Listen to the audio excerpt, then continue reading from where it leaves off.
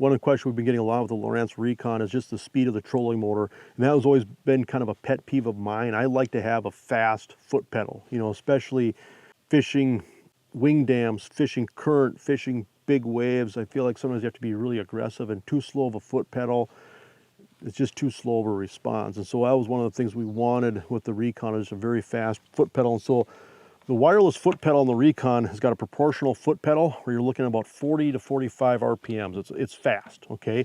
At the same time, for some things, for some fishing presentations, it might be too aggressive or it's too fast. And so by design, all the things that you have to steer the Recon have a different RPM range, so in that way you can find the best match. And so, for example, say if you're pulling bottom bouncers and spinners along a contour, maybe you're trolling crankbaits, maybe you're running planer boards. A lot of times I want my hands free and I'm moving throughout the boat, and I don't want to carry my foot pedal around with me, and so that's where I'm using the remote. And so the freestyle joystick with the remote, you're looking at about 20 RPMs, and so it's a little bit slower, okay? The other option that you have for steering the boat with the foot pedal, besides the proportional steering, which is about 40 to 45 RPMs, is this arrow feature on the bottom.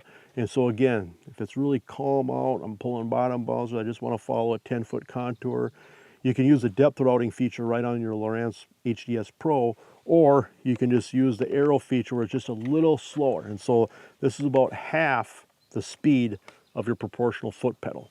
And so you can kind of match up the boat steering with the presentation. When you need to steer fast and be very aggressive, use a proportional foot pedal. When you need to just slightly turn the trolling motor in increments, that's where your arrows or your joystick come in.